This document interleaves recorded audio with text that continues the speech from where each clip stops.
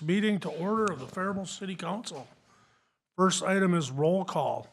Barnes. Here. Doomboya. Here. Ross. Here. Rowan. Here. Von Sluis. Here. Teal. Here. Mayor Spooner. Here, and pledge allegiance. Allegiance. To the flag of the United States of America and to the republic for which it stands, one nation, under God, indivisible, with liberty and justice for all.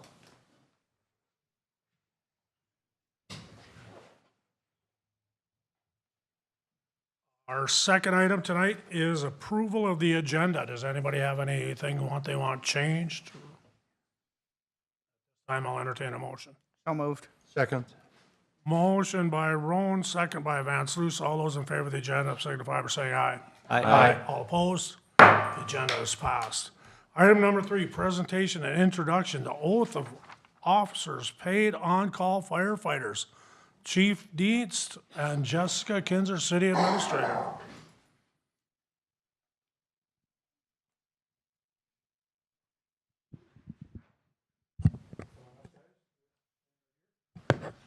So tonight is my honor to introduce Faribault's newest firefighters, and we're going to swear them in before I introduce them. So, Administrator. You can hold on to that one. I'll use this one. Sure. Okay. The way we're going to do this is that you will each have to insert your own name, but you're all going to say this at the same time. So kind of the way it starts off is I, and then you all say your name at the same time. But it sounds weird when I say repeat after me. So, okay. I, insert your name, do solemnly swear to support the Constitution of the United States and of the state of Minnesota, and that I will faithfully discharge the duties of firefighter of the city of Faribault, Minnesota, to the best of my judgment and ability. Congratulations.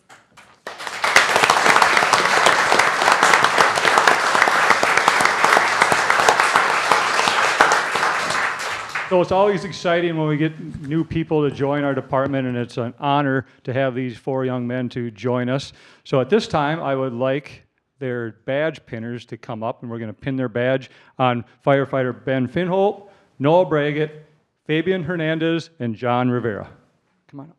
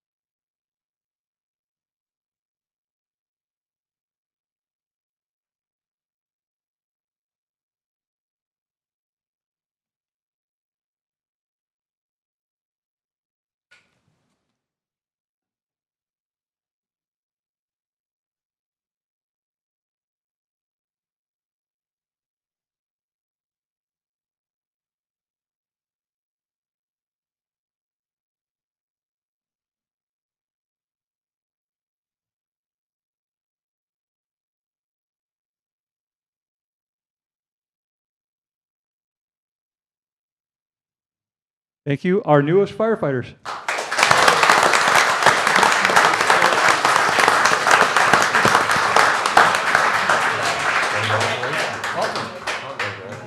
Hey, welcome. Congratulations. Welcome. Congratulations. Congratulations. Congratulations. Congratulations. Congratulations. Congratulations.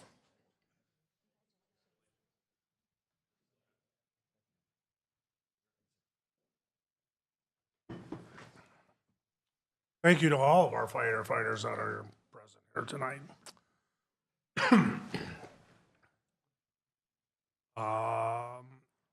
Next item is approval of the minutes of May 26.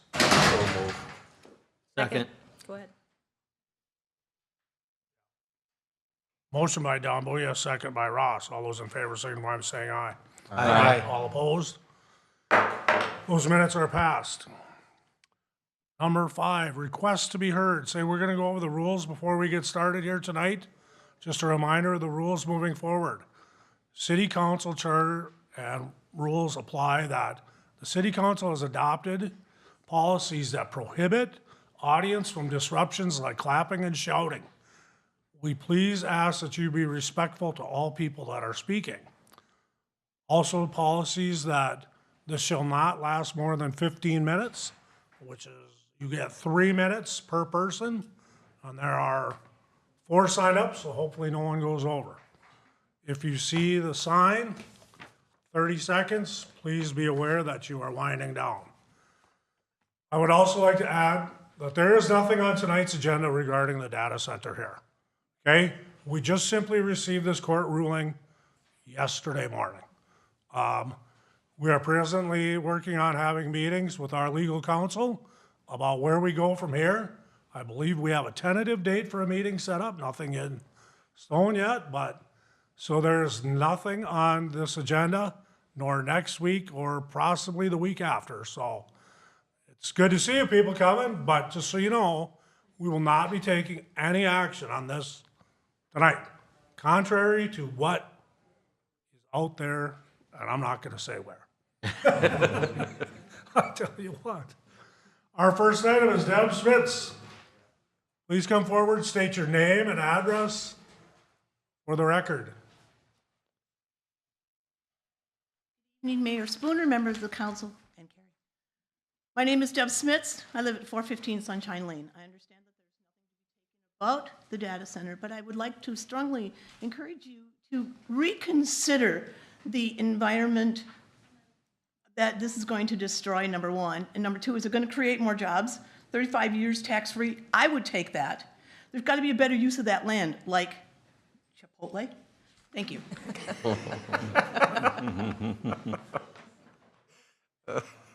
All right, Karen Zellner, our weekly guest. Yes, I'm back again. Each time I try to hit a different topic. This time, though, I'm going to follow up on the noise pollution from last week. Remember, I played that sound of a data center running. I did some research. I looked into, and you have a copy Address, of please. Environmental Protection Institute. That data Address, center- please. What? Your address. Oh, please. yeah, sorry. 1901 Crystal Lane and well, whatever. Anyway, according to the Environmental and Protection Institute, deaf, elderly, hard of hearing, and children are most affected by the impact of noise pollution. Now you say, well, deaf people, they can't hear. Well, sound, as you probably know, is generated by pressure waves. So when pressure waves hit the cilia in your eardrums, it's translated by your brain to sound, to voices, to music, to whatever sound you hear. Well, that doesn't happen for a person who's deaf. However, the pressure waves still hit them. It hits their brain. So the pressure waves are what causes the issue. The deaf persons experience pressure waves anything above 65 decibels increases the stress and the blood pressure typically in the deaf and hearing impaired. Data centers generally, even the small ones, will have 60 to 95 decibels. The one I played for you last week was above 95 decibels, which are larger units. 85 decibels, however, impacts everybody. The hearing impaired, children, it affects all of us. And that is hopefully not the type of data center we would start with, but as I understand the plan is to increase it and make it larger and larger and larger. The deaf people have a higher sensitivity. Whew, good thing I gave you copies of this. It can cause nausea, headaches, insomnia, and anxiety. The low-frequency sounds are cannot be heard, the pressure, by humans. It's heard, though, by animals, and we still feel the pressure. That's the thing, and it decreases cognitive ability. And our schools are criticized because the kids aren't performing. Is that what we want? To have a problem with, a worse problem in schools? Also, one last thing. It also causes lower work performance. And we have other industries out there. Time's up. Decrease work performance. So, thanks, everybody. I'll be back in 2 weeks.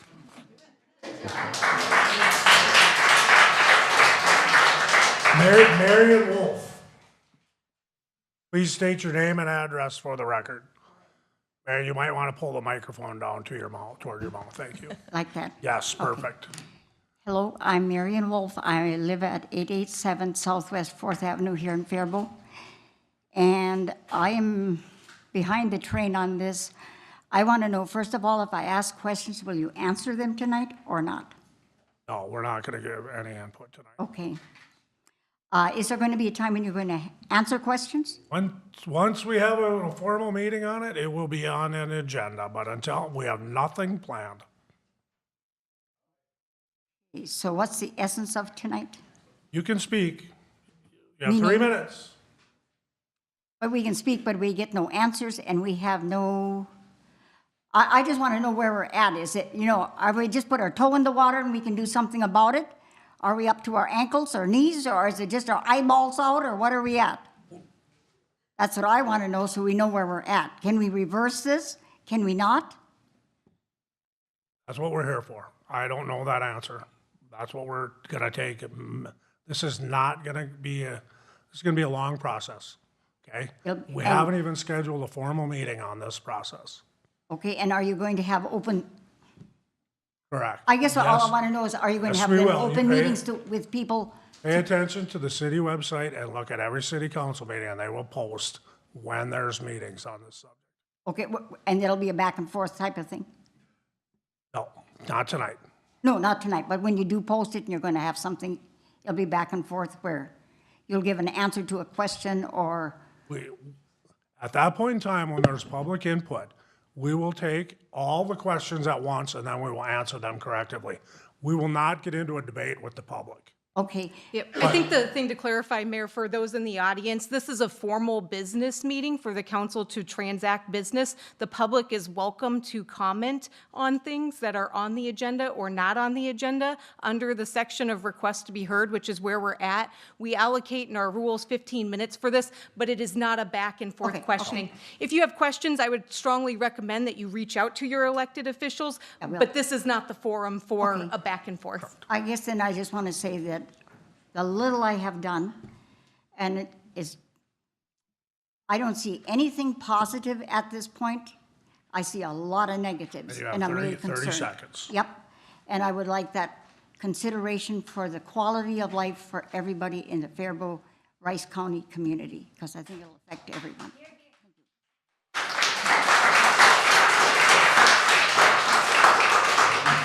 All right, we have time for one non-resident. Soto Spring, please come forward, state your name and address. Soto Spring, 16922 Cabot Avenue, 2.5 miles from the location.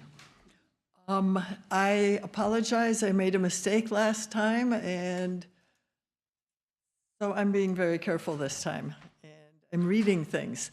What I'd like to talk about, having already spoken about how it's going to hurt our quality of life, I have run into people who are concerned about data centers, but who thought that they were necessary and somebody had to do it, so why not us? I did not work with those people because I do not think data centers or hyperscale data centers are necessary. I mean, we're talking about something that's of a much bigger scale than the things that are already there. Anthropic has called for a global slowdown in the development of advanced artificial intelligence. It warned that increasingly powerful systems could eventually escape human control. These executives said that they would support pausing work on more capable models if rival developers agreed to do the same. I'm not terribly impressed by that, but they said that the technology presents an arms control challenge similar to nuclear proliferation. Now, my experience, I lived a long time without AI. I lived a long time without cell phones and computers and the internet. And there are certainly conveniences to having those things. I have not noticed any conveniences from AI. I've noticed lots of mistakes, and of course, I noticed the job losses. So,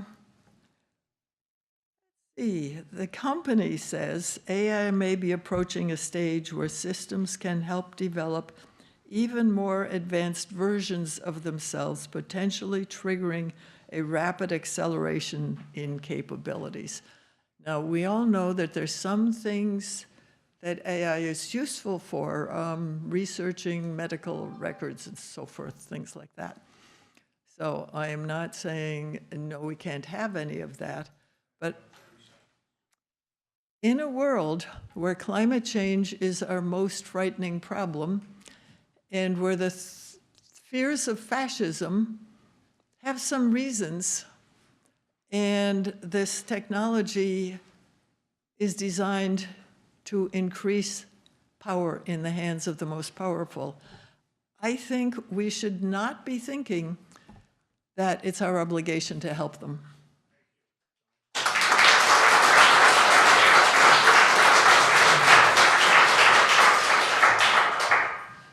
All right, that concludes our request to be heard for tonight. Moving on. Consent agenda items, 6A through 6O. Anybody would like anything pulled or commented on? Yeah, I would like to abstain from C, item C. C. All right, And I was wondering if we can pull out item L. L. Resolution L, yeah.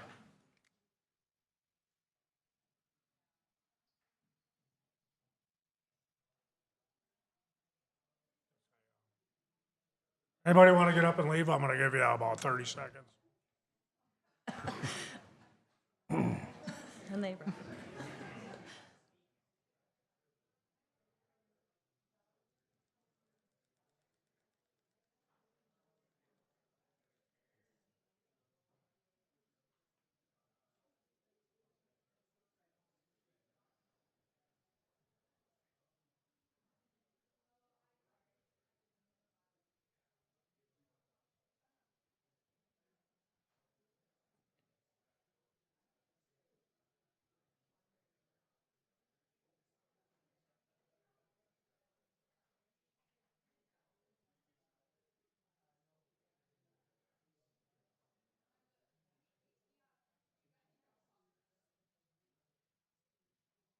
All right, thank you, everybody. We're going to, Adama, what is your question on 6? 6L, I was wondering because we have the housing authority.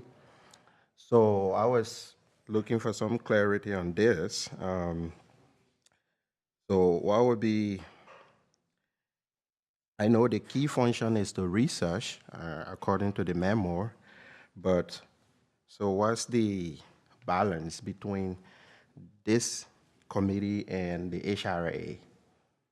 Because we have a housing authority already in charge. So I see this more like an overlap. No, I don't think they're going to overlap. I think this committee is going to focus strictly on the housing study that was just presented to us and where we're going to go from here as far as future, how do I say it, where we put resources. Is that correct?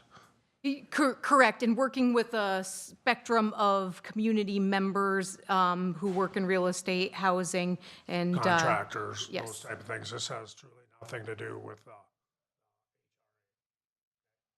And how long will this committee exist? an ad hoc committee has a purpose and an end, and that will be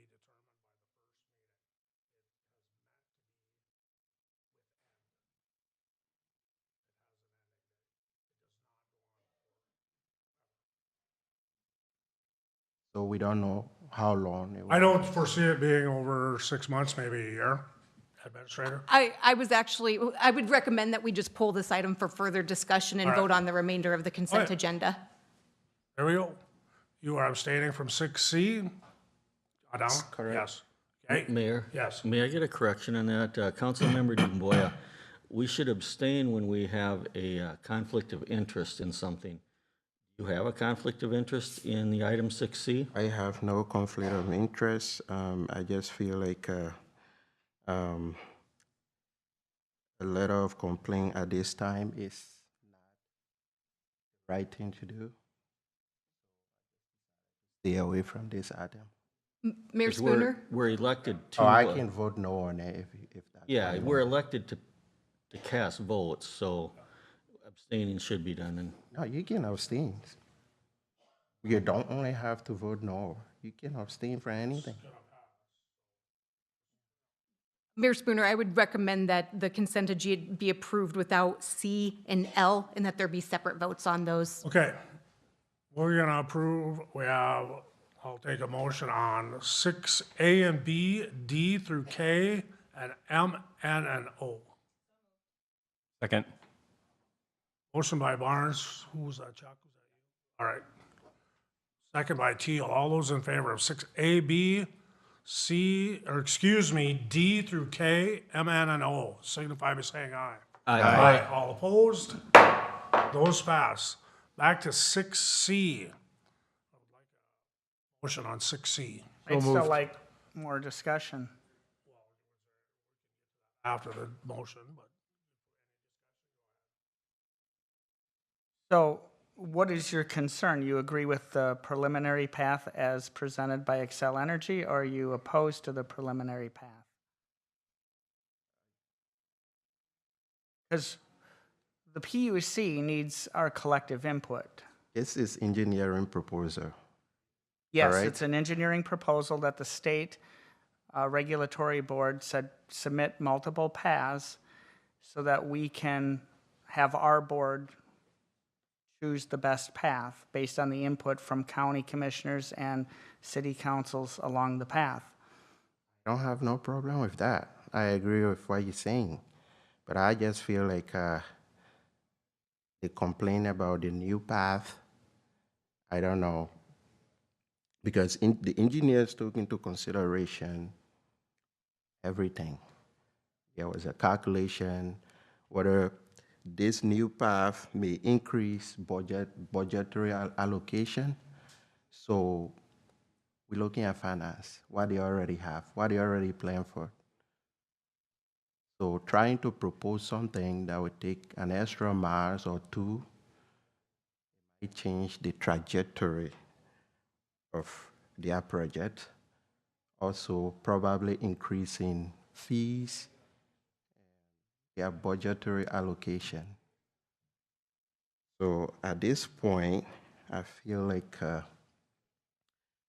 looking at the financial aspect of the project, which I don't know, we don't have any proposal on how much it will cost for the new route. It's not included in the package. So that's why I choose to stay away. Because if we are proposing another route from what has been proposed, we need to take into consideration financing, the budget. Can I provide some clarification around this? So we discussed this at our last work session. So the Public Utilities Commission has issued a route permit. And so there are two proposed routes through Faribault. The letter of complaint is specifically addressing Excel Energy's preferred route, which is cutting through property that could be used for residential development on the south side. The Public Utilities Commission proposed an alternative route, which follows an existing power line basically outside of city limits and through state wildlife management area. And so all the letter is doing is saying, we don't want this power line to run through property that has been set up for residential development where the city has made an investment in infrastructure for development to happen. So that is all that is happening here. Anything else that would be related to this is not something that would come before the city council at all. No cost information will ever be provided to Excel or from Excel to us for any decision making. Excel will be, singularly working with property owners and the Public Utilities Commission moving forward.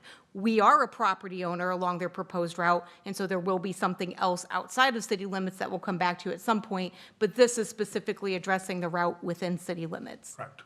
Yes. Just to clarify, Administrator Kinzer, there is no cost to the city.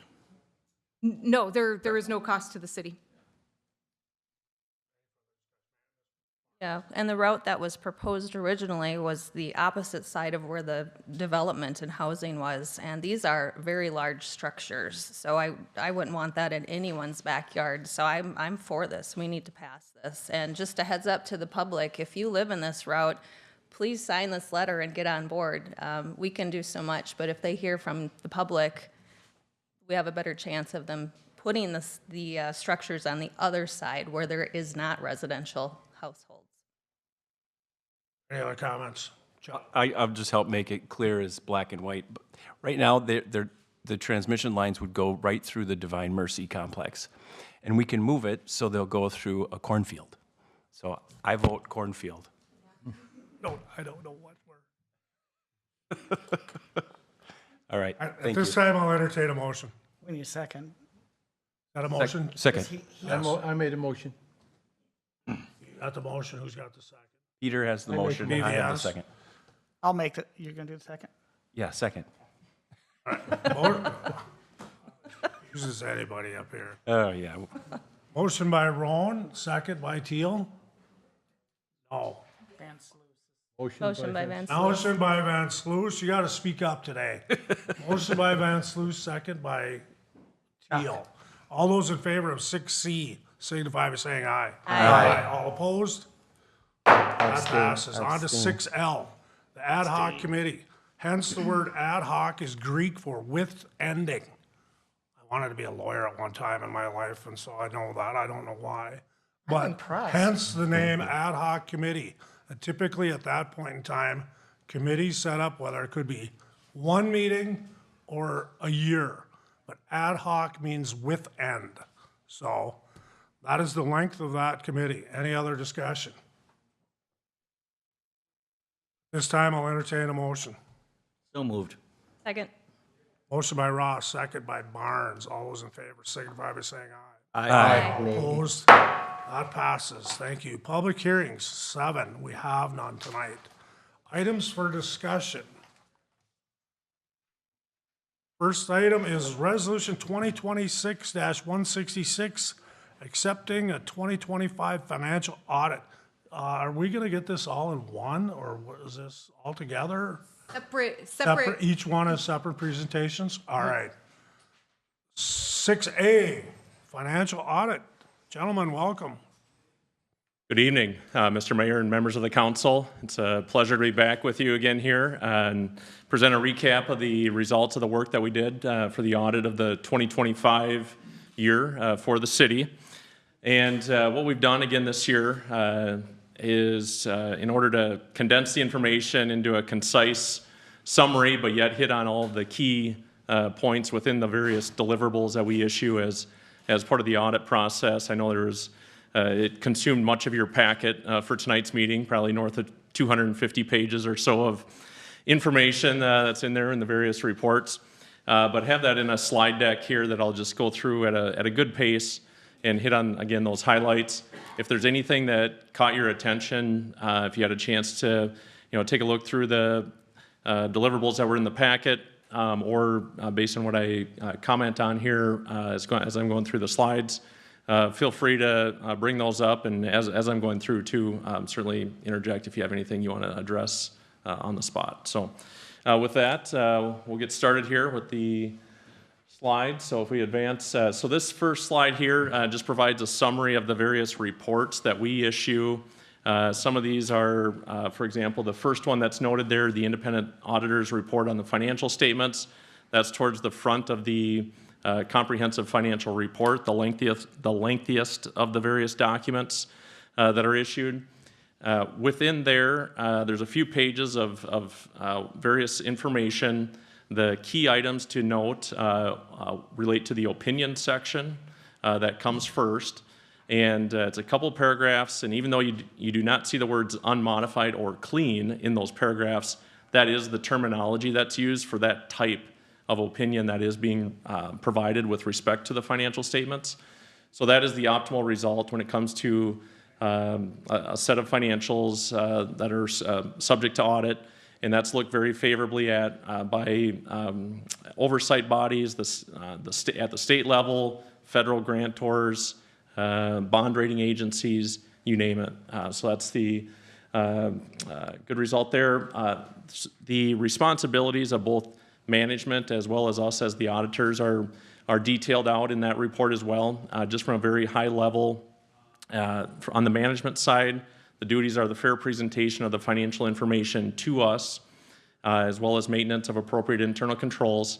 And then our duties as the auditors is to design and execute an audit approach that meets the relevant professional standards, that puts us in a position where we can provide reasonable assurance that there would not be any material misstatements that would go undetected throughout the process.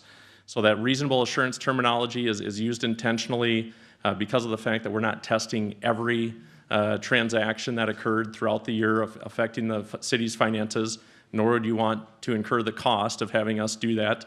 But our approach we use brings in the concept of materiality, so there's much focus on the larger items and then sampling of the rest of the populations of smaller items to get to what's considered a high level of confidence that, again, there wouldn't be anything material that would go undetected, okay? So the other reports that we issue, there's one on government that's required under government auditing standards. This focuses in specifically on the internal controls over the financial system or of the city.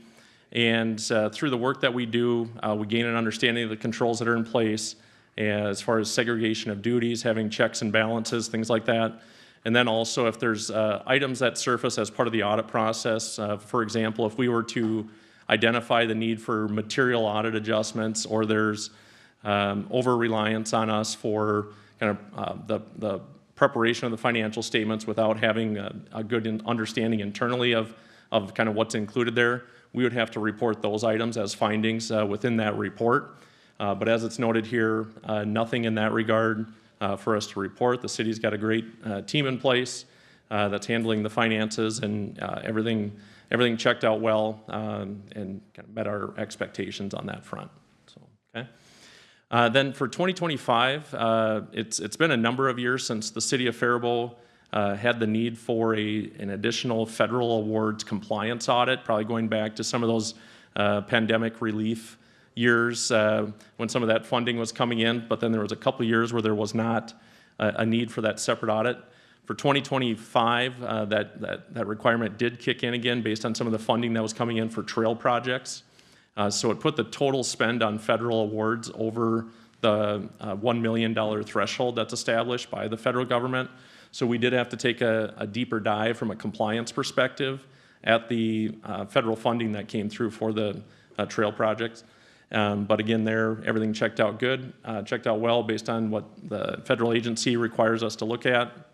So no findings to report there.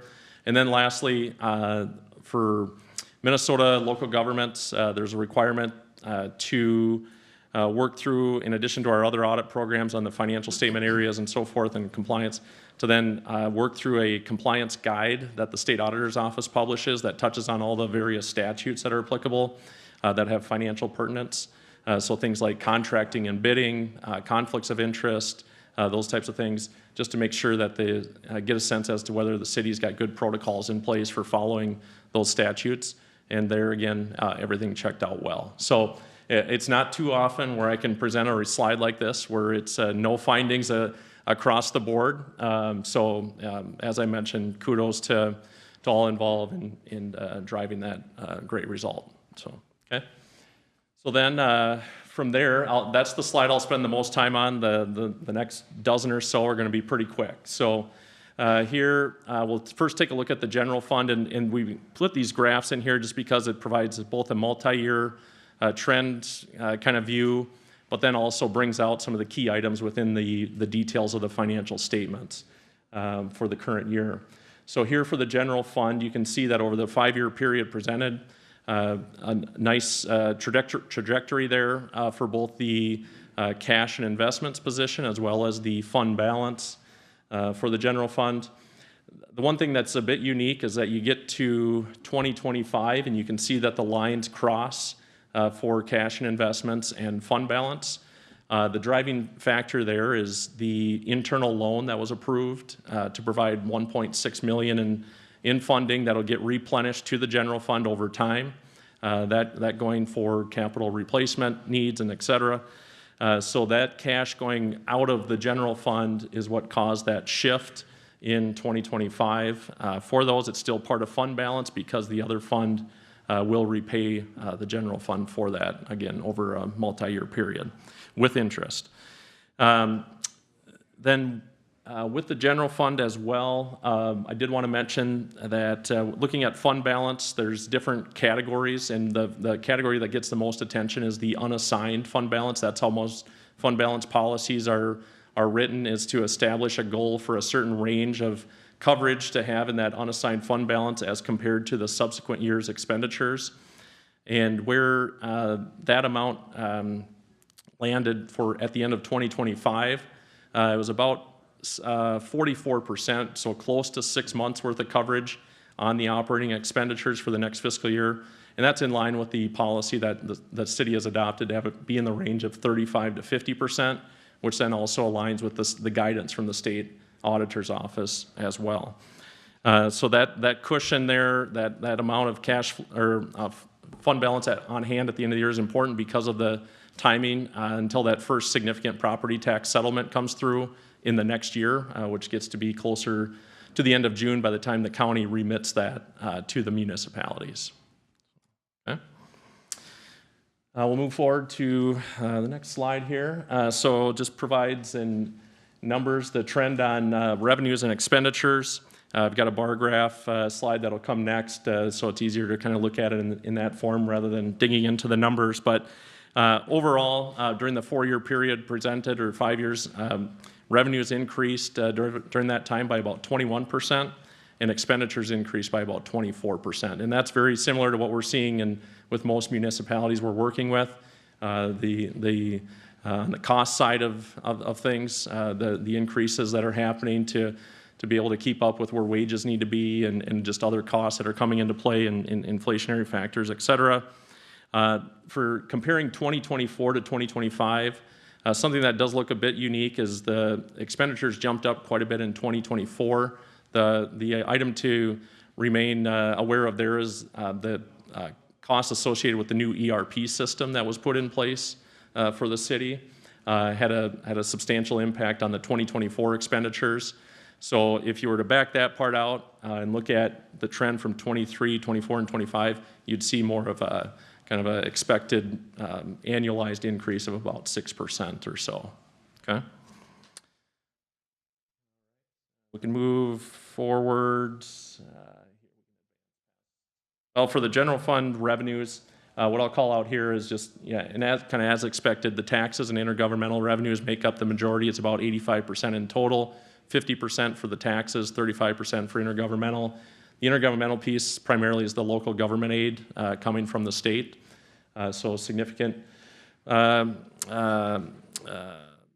portions of that total allocation directed towards those two sources, and the year-over-year increase on revenues of about $1.2 million in total for the fund was really tied directly to the approved increase in the levy for the general fund, okay? Just shy of 6% for the total revenue increase, okay? And then we can move to the next one here. So for general fund expenditures, the category that's for basically all municipalities that has the largest allocation here is public safety, so for police and fire, et cetera. For the city of Faribault, it's about 44% of the total mix of expenditures for the fund. And that's right in line with what we'd expect to see for a city this size of Faribault. Okay. If you get into the Twin Cities area and some of the larger metro cities, you might see that number get a little bit closer to 50%. But given the geography and the size, mid-40s is right in line. Okay. Year-over-year increase about 3%. Like I said, skewed a little bit based on the large expense in the prior year for the new ERP system. Okay. Then looking at budget to actual results. On the revenue side, as far as comparing actual to the amended budget, came out to be about as close to budget as can be, about 0.7% variance in terms of the total revenue side of things. A few different offsetting factors there.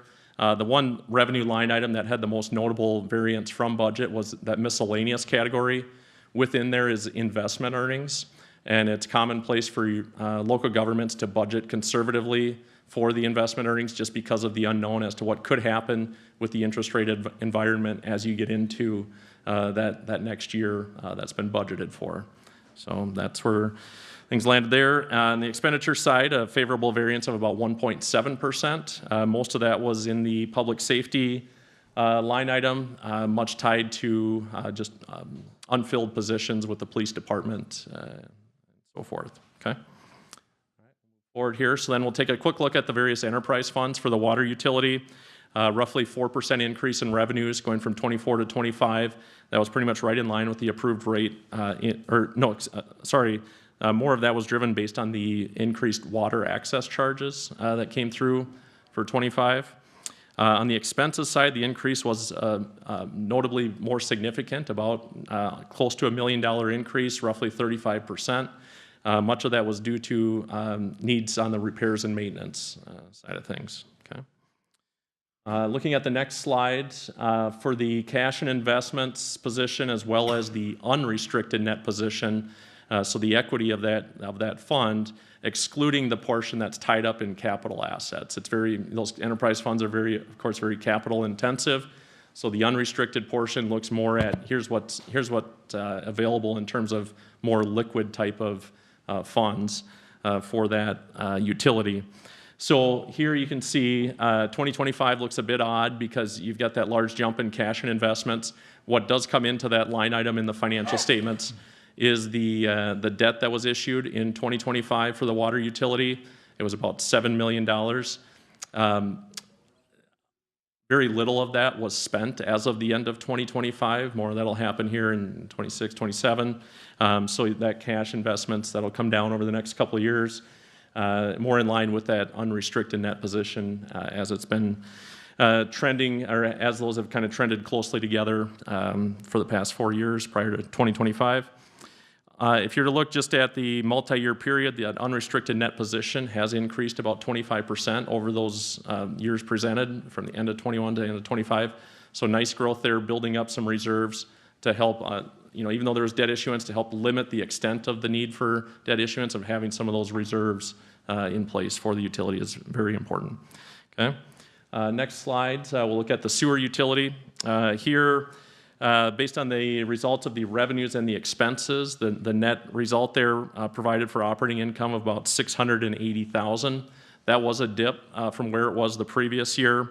There was a decrease on the revenue side of things, mainly tied to industrial usage discharge going down a bit from where it was in previous years. That's happened the last couple years.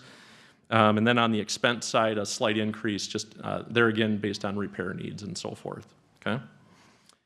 For the cash and investment position, again here, things look a little bit unusual in 2025. As you're aware, the city did approve an internal loan from the sewer utility fund to provide funding that will get then repaid through over a 8 or 10 year period. I can't recall offhand exactly what it is, with interest back to the sewer utility, but for costs associated with the viaduct park project. Okay. Then stormwater, this utility or this fund has had a very nice trajectory over the years, both on the revenue side and then being able to minimize expense increases as well.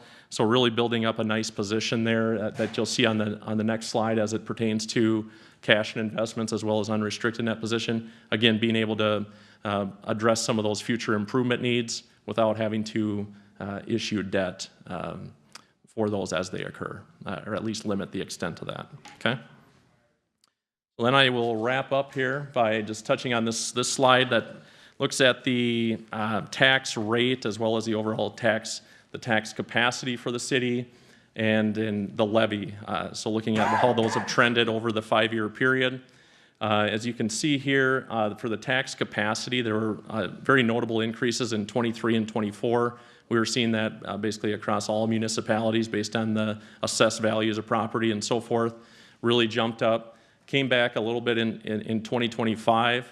And then looking at that compared to what's happened with the tax levy over the multi-year period, the way it shook out, if you went from 21 to 25, it's roughly a just shy of 27% increase for both. If you kind of back out the impact of 23 and 24 getting inflated, go right to 25, the percentages are almost identical as to what the increases have been over that multi-year period, okay?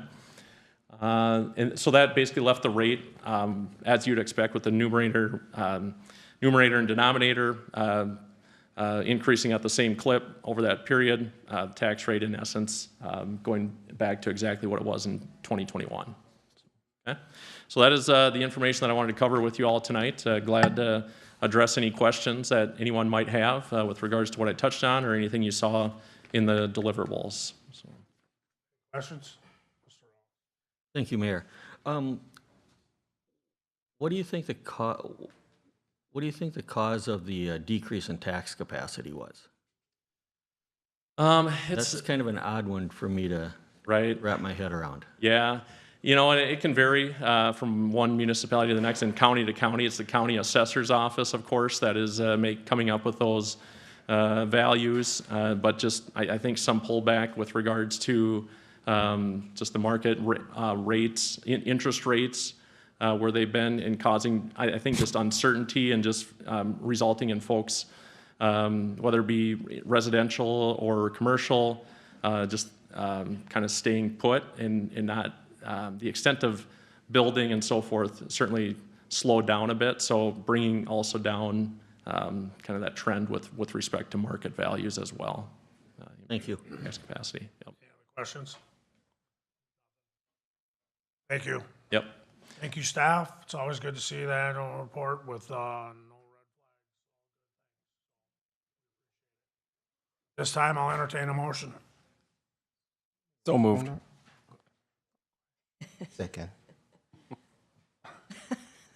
Motion by Teal, second by Dambuya on resolution 2026-166. All those in favor signify by saying aye. Aye. All opposed? That resolution passes. Thank you very much. Thank you for the opportunity to serve the city. Appreciate it. Item B. Mayor Spooner, can I say one thing real Yes. quick? Because I didn't get a chance. I would really like to recognize Kendra Pappenfuss and Joyce Prom, who, finance director and assistant finance director, both have just over 1 year of experience and less than 1 year of experience. And they took this on, and I thought I was going to get asked questions and was kind of twiddling my thumbs and didn't get asked very much. And so they really nailed this one. I think the biggest thing I can say is that you should have some faith that we have staffing in the finance department now that has us in a much better position than we've been in a long time. All right. On to item B, resolution 2026-168, awarding the sale of taxable general bonds. Pappenfuss. Thank you, Mr. Mayor and Council. Let me introduce George Eilertson from Northland Security. He's our municipal advisor. Thank you, Mayor and members of the council. I've got items B, C, and D. So it's actually nice to follow the presentation of your audit because I'll be talking a little bit about the bond rating that was assigned relative to these two bond issues and the financial strength of the city. So Actually, before I get into specifics about the bonds themselves, I'll do just that, talk about the bond rating highlights. And I'll echo your administrator's comments about well, actually, I'll include your administrator in this comment, that the administrator and finance team, that's who we worked with preparing for the bond rating call and addressing the questions of the bond rating agency, including any follow-up. They did a great job.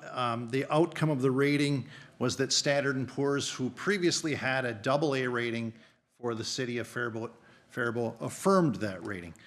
And so for both bond issues, the taxable bonds, which is Series A, as well as the sewer bonds, which is Series B, both have the underlying AA rating for the city. And then the sewer bonds, and you did this back in 2025 as well, the state of Minnesota has a program, a state credit enhancement program that allows you to lift the rating on water, sewer, or storm-related bonds up to AAA. So those bonds were issued with a stronger credit rating as well. I'll note a few highlights from Standard & Poor's in the rating report. The one, and again, maybe it's kind of following right up with your audit presentation, they noted the city's robust reserve position near the high end of your city's fund balance policy of 35 to 50% operating expenditures in reserve. And so that's a very strong point for the city. Generally balanced governmental operations, and then as well, comprehensive policies and practices for financial management. So that's notable because these are ones that you can control. Some of the others that they rate on the economy are a little bit more out of your direct control, but having good policies and procedures, those are things that you got a strong check mark in that box and help to affirm that AA bond rating. So that's the bond rating itself, Council.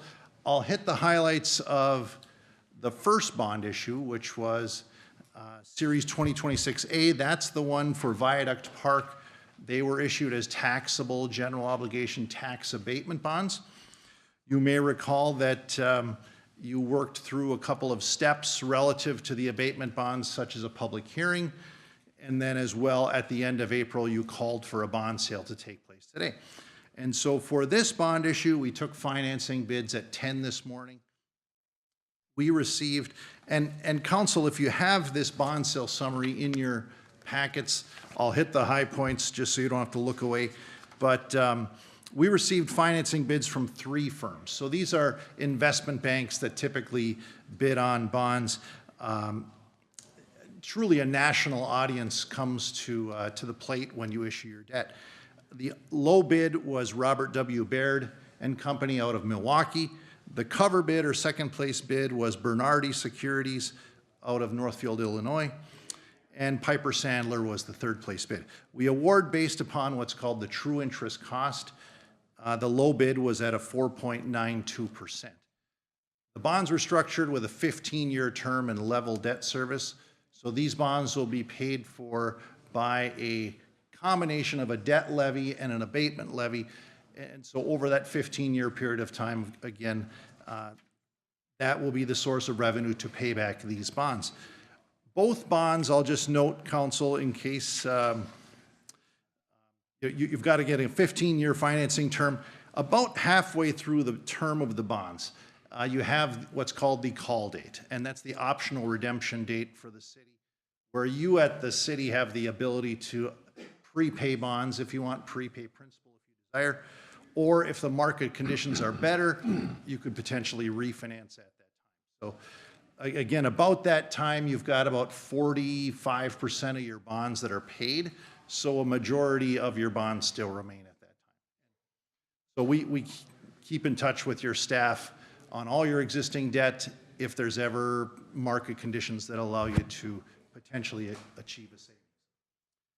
That, Mayor and Council, and we could take these if you'd like one at a time. Mayor, I'll defer to you on that. Up to you. What would you like to do? Just keep going. Just keep going. Okay. Sounds good. It's going to sound a little repetitious here. The second bond, also issued with a 15-year term, very close in size. The first one, $3,710,000. The second bond, $3,610,000. So $100,000 difference. These ones are again issued for sewer projects that will be conducted in the city.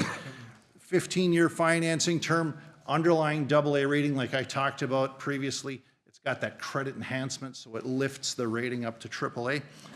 Brought a couple more bidders into the table here. So we took financing bids a half an hour later at 10:30 on this bond with the low bid with BOK Financial Services. That stands for Bank of Oklahoma. Coincidentally, they're out of Dallas, Texas. But true interest cost 3.48%. Cover bid at Robert W. Baird was the low bidder on the first bond. They were an eyelash behind at 3.49% compared to the 3.48% for the low bidder. So very close bids. We like to see that on your bonds. Again, for these 15-year level debt service, the expectation is that your sewer utility and the revenues of that utility will pay back the debt service on these bonds. Similar call date or optional redemption date as you had on the first series of bonds, where, again, about halfway through the term, you could refinance or prepay debt. I'll note the closing date, the date when the money is available, July 9th of 2026. So that's the date that we wire funds to your account. Any questions, Mayor? None. Any questions, staff? No. Next one too? Or you want votes?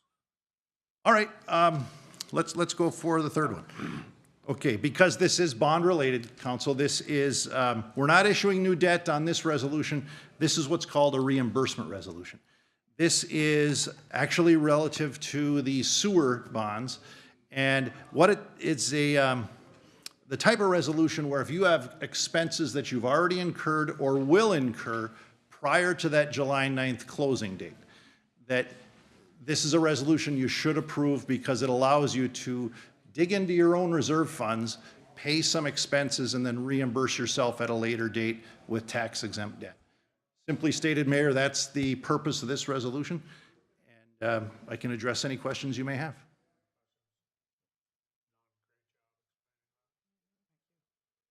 All right, I'll entertain a motion on Resolution 2026-168. Mayor Spooner, I will make a motion to approve Resolution 2026-168. I'll second. Motion by Ross, second by Rowan. All those in favor of that resolution signify by saying aye. Aye. All opposed? That motion passes. Resolution 2026-169. I'll entertain a motion. Mayor Spooner, Yes. I make a motion to approve Resolution 2026-169. Second. Motion by Van Sloos, second by Teal. All those in favor of Resolution 2026. Aye. All opposed? That resolution is also passed. Resolution 2026-171. Mayor Spooner? Yes. I make a motion to approve Resolution 2026-171. Motion by Dambuya, second by Barnes. All those in favor signify by saying aye. Aye. All opposed? That also is passed. Thank you very much. We appreciate it. Thank you, Mayor and Council. Thank you. We are on to Resolution 2026-170, adopting plans and policies for small business development program. Jessica Kinzer? Yes, this is my item. The Small Cities Development Program was originally funded with a grant in 2009 from the state of Minnesota.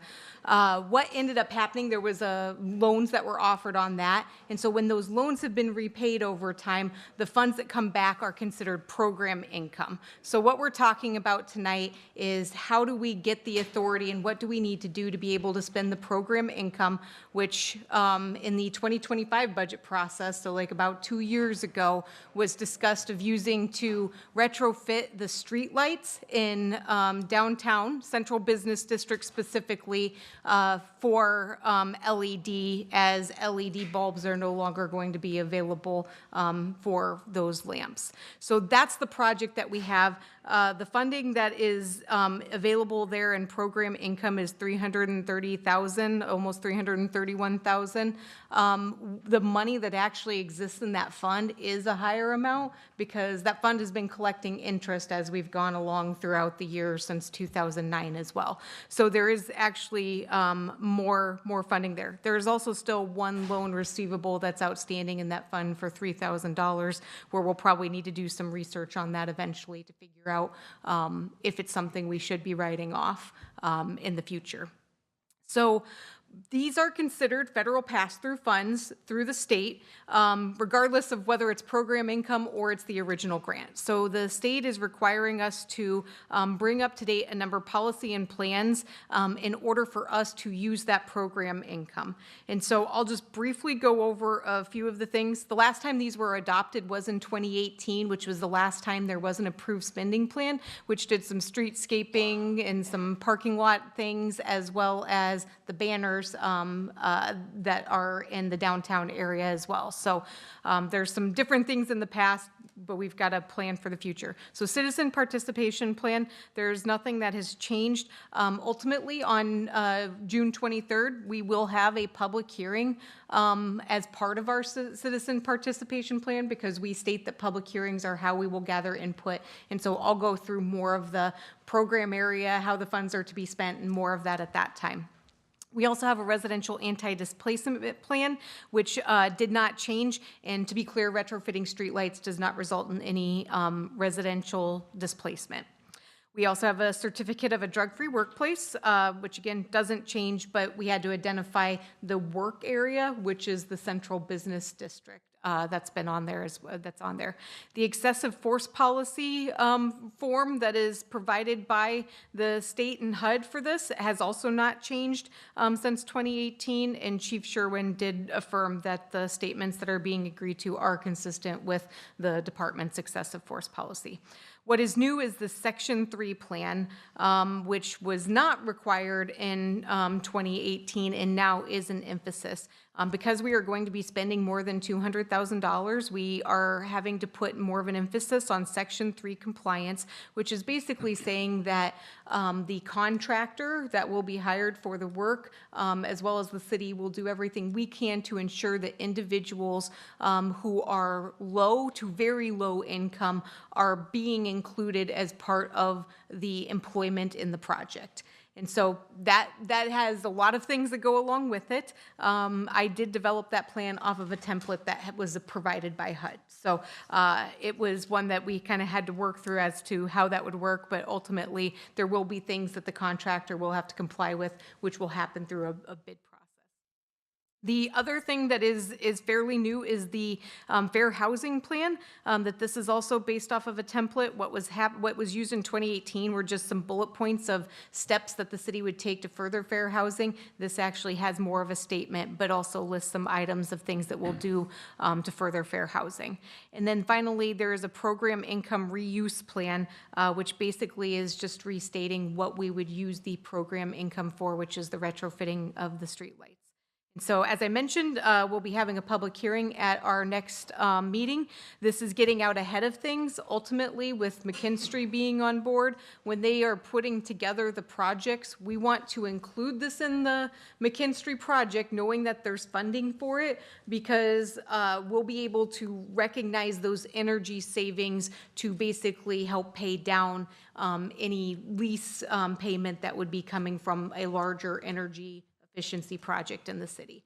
And so this is something where I think we'll be hopefully ahead of the game. The other big step that still remains on this is the environmental review process, which will hopefully be back before you within the next few months, depending on where budget gets at this point. So I'm recommending approval of Resolution 2026-170 and the associated plans and policies that are proposed as part of that resolution.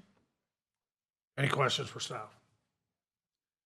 Mayor Spooner. Yes. I'll make a motion to approve Resolution 2026-170. Second. Motion by Ross, second by Don Booyah to approve Resolution 2026-170. All those in favor signify by saying aye. Aye. All opposed? That passes. Bids tonight, we have none. Boards and commissions, reports, announcements, project updates. Jessica.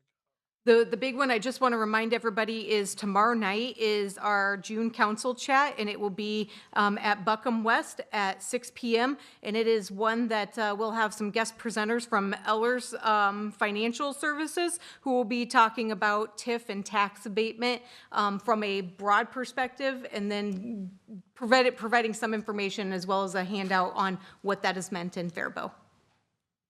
So Thursday night is the kickoff to Heritage Days. 5 to 7, Central Park is the mayor's reception.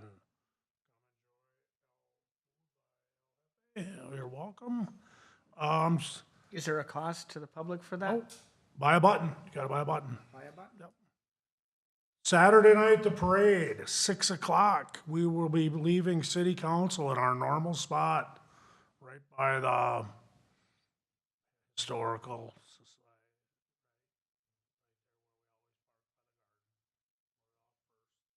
What are we in? 6 o'clock. Don't be late. Don't be late. We're not waiting. We roll. What are we in this year? Same as last year. Float from the Park and Rec Department. Thank it. you. Thank you to the Park and Rec Department. Mayor Yes. Spooner, I will not be there for the parade this year. Okay, all right. Mayor Spooner? The Paradise Center for the Arts is having a recycled art sale June 17th through the 20th from 5 to 7 p.m. All right, Then I have one item. yes. I just want to make sure that the public, we recognize that buried in the consent agenda items, I guess appointed would be the proper term, approximately 60 election judges. So I'd like to thank them for stepping forward. They're not quite volunteers, they do get paid us a little bit, but it's a very important position for our election day to be an election judge. So other citizens, I hope, will consider to do that, but 60 of them step forward for this year, so thank you. All right, anybody else? Anybody else? I'll entertain a motion to adjourn. Second. Motion by Don Booyah, second by Barnes. All those in favor of adjournment, signify by saying aye. Aye. All opposed? We're adjourned.